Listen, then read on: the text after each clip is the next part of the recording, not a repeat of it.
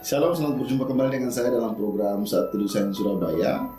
Kita bertemu kembali di dalam perenungan firman Tuhan bersama-sama dengan saya.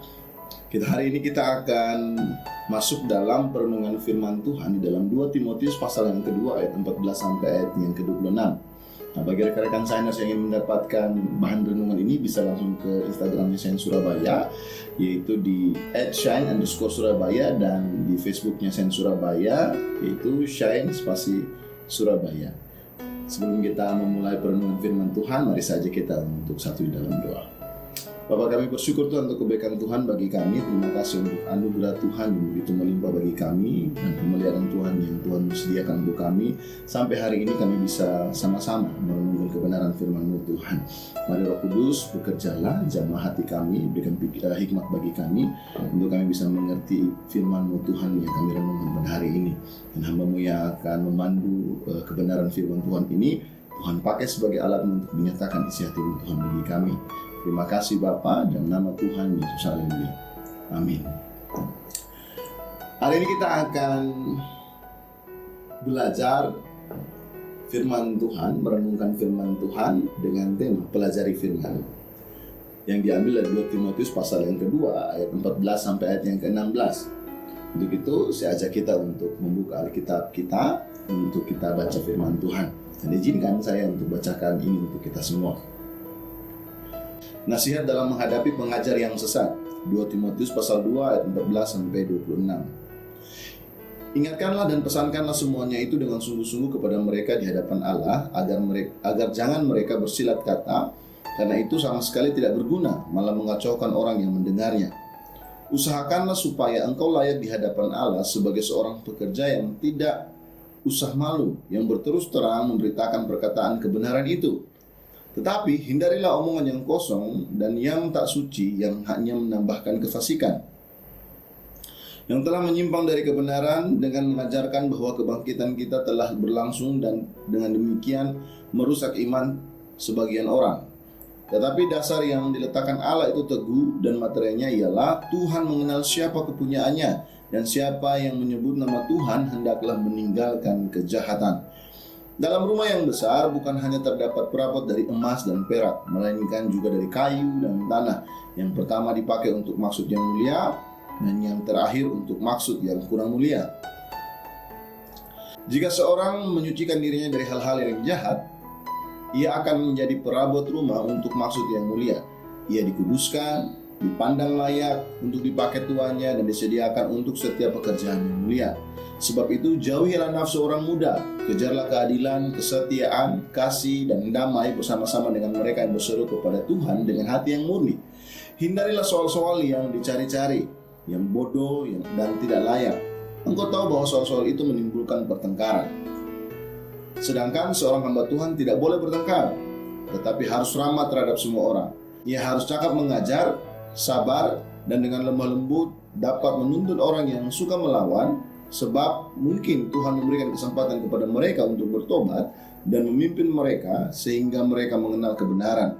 Dan dengan demikian mereka menjadi sadar kembali karena terlepas dari jerat iblis yang telah mengikat mereka pada kehendaknya.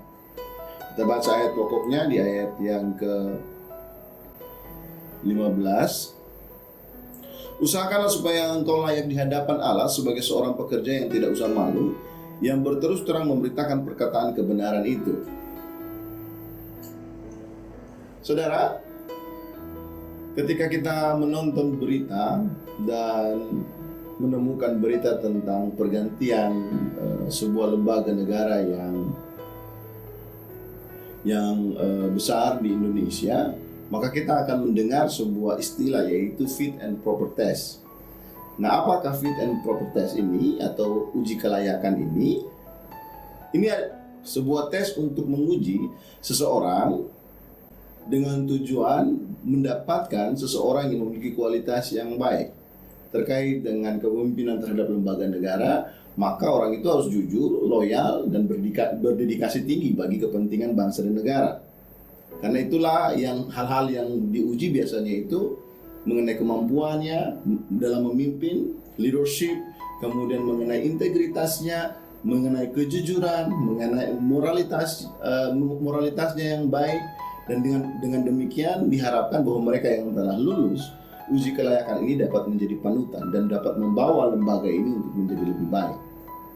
Nah, saudaraku yang kekasih, ketika kita membaca firman Tuhan hari ini, maka kita menemukan bahwa Paulus juga sepertinya menekankan uji kelayakan ini menjadi perhatian yang harus Timotius pahami ketika dia menjadi seorang pemimpin di dalam bidang pelayanan yang telah diberikan untuk dia di Efesus. Belajar dari apa yang terjadi, Paulus menemukan bahwa ternyata ada beberapa orang yang telah menyimpang dari pemberitaan Injil, yaitu Hymenaeus dan Philetus. Kita bisa menemukan itu di ayat 17 dan 18. Nah, Hymenaeus dan Philetus ini, karena dia sudah tersesat, dia pun juga mencoba untuk merangkul jemaat-jemaat yang lain dan memberikan pengajaran-pengajaran yang serupa. Nah, untuk menghadapi orang ini, maka Timotius harus memiliki sikap yang layak. Timotius harus memiliki kapabilitas dalam manajemen konflik terkait hal ini. Nah, inilah yang mengapa Paulus mendorong Timotius untuk memiliki sifat yang layak di hadapan Allah, supaya dia bisa memimpin jemaatnya dengan menyelesaikan konflik yang ada terjadi di sana, sehingga tidak terjadi perpecahan. Tapi justru dengan demikian, mereka yang mungkin mendengar, melihat teladan yang disampaikan oleh Timotius kepada mereka melalui kepemimpinannya, melalui integritasnya, melalui manajemen konfliknya, orang-orang ini bisa akhirnya mendapatkan kesempatan kedua untuk bertobat dan kembali kepada Allah. Nah, bagi Paulus dalam konsep yang demikian, maka perhatian terhadap pengajaran sesat itu sangat penting, dan bagaimana cara untuk menanggulanginya pun juga penting. Untuk itu, seorang pemimpin harus memiliki kelayakan di dalam menyelesaikan persoalan-persoalan yang demikian, khususnya bagi Timotius, sehingga surat ini dituliskan, nasihat ini diberikan kepada Timotius. Jadi Paulus memberikan instruksi kepada Timotius untuk mengusahakan atau belajar untuk melakukan yang terbaik, sehingga dia layak dalam perkenan Allah yang telah Tuhan berikan kepadanya sebagai pekerja yang benar dalam berbagi kebenaran firman Tuhan dan juga menyelesaikan persoalan yang terjadi di dalam jemaat.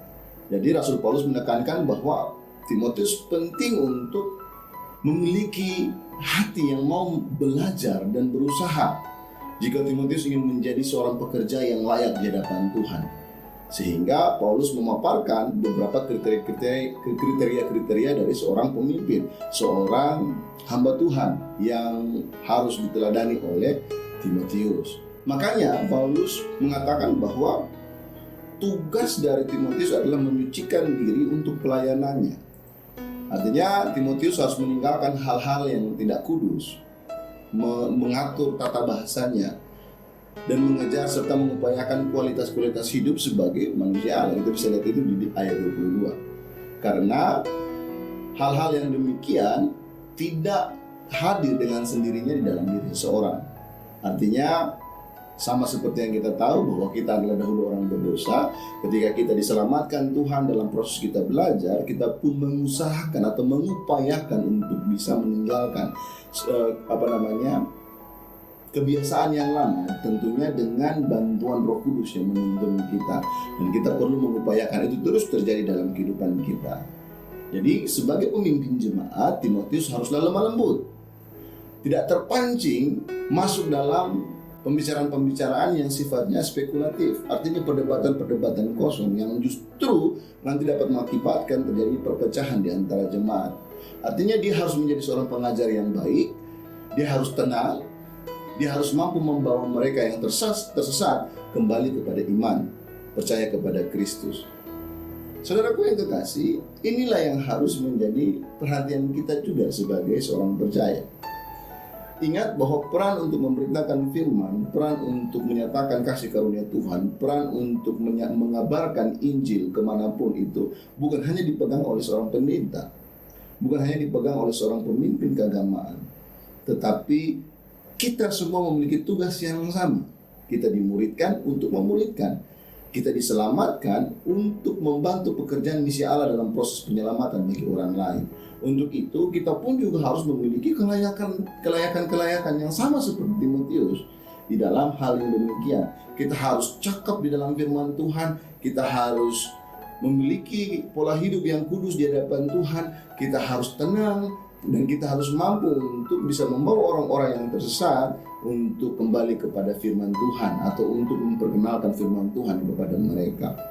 Sehingga panggilan untuk mempelajari firman Tuhan adalah bagian penting bagi setiap orang percaya, bagi kita semua.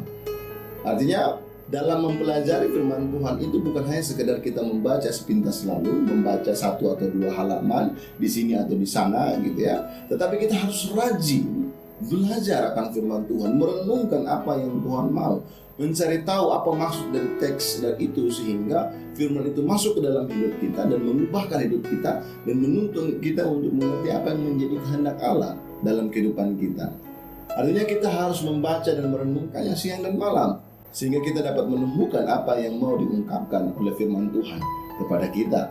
Saudaraku yang kekasih, ketika kita merenungkan firman Tuhan, maka banyak hal yang dapat menambah kapabilitas kita sebagai orang percaya, yaitu kita bisa mendapatkan hikmat rohani, wawasan rohani, pemahaman rohani, pengetahuan dan arahan-arahan rohani bagi kita sendiri maupun kepada orang-orang yang kita pimpin atau kita gembalakan mereka atau kita muridkan mereka, sehingga kita menjadi orang-orang yang dipanggil sesuai dengan perkenanan Tuhan yang Tuhan berikan kepada kita. Ini bukan tentang seberapa banyak kita tahu firman Tuhan. Lebih daripada itu, seberapa besar pengaruh firman itu di dalam kehidupan kita. Dengan demikian, mempelajari firman Tuhan adalah hal yang sangat penting bagi kita semua. Mari saudaraku yang kekasih, sama seperti apa yang dinasihatkan oleh Rasul Paulus kepada Timotius dalam hal ini. Untuk itu, mari kita mempersiapkan diri kita. Dilayakkan sama seperti barang-barang rumah tangga yang mulia itu, sehingga dipakai untuk tujuan-tujuan yang mulia.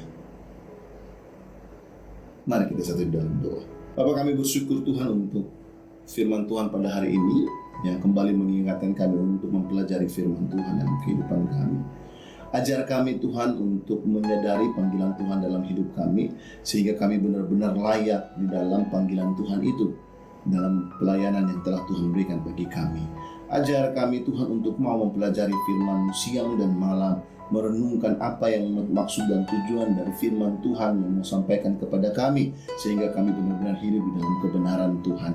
Mari Bapa, dimanapun jemaat Tuhan yang ada mendengarkan renungan ini, Tuhan memberkati. Biarkan renungan ini masuk ke dalam hati kami, membukakan pikiran kami dan mengajarkan kami Tuhan untuk mau merenungkan firman siang dan malam, sehingga kami akan sama seperti pohon yang ditanam di tepi aliran air, sehingga terus berbuah di dalam setiap musimnya Tuhan. Terima kasih Bapa. Mau berdoa secara khusus bagi jemaat Tuhan yang dalam keadaan sakit. Tuhan jamah, Tuhan pulihkan, Tuhan sembuhkan. Yang berdoa untuk pekerjaan jemaat-jemaat Tuhan yang ada, Tuhan memberkati mereka dalam pekerjaannya, dalam pelayanannya, dalam usahanya. Tuhan memberkati. Terima kasih Tuhan. Yang berdoa secara khusus bagi rekan-rekan kami yang sementara ini istirahat karena dalam keadaan yang kurang fit. Tuhan memberkati mereka, cepat terjadinya pemulihan kepada mereka, sehingga mereka bisa kembali beraktivitas seperti semula Tuhan. Yang berdoa juga untuk COVID-19 ini Tuhan, biarkan kami semua aman dalam perlindungan Tuhan, dan biarkan ini cepat berlalu sehingga kami dapat kembali melakukan setiap aktivitas dan panggilan Tuhan bagi kami masing-masing Tuhan, dalam karya dan pelayanan kami yang ada Tuhan. Terima kasih Bapa, dalam nama Tuhan Yesus, haleluya, amin. Selamat beraktivitas, Tuhan Yesus memberkati.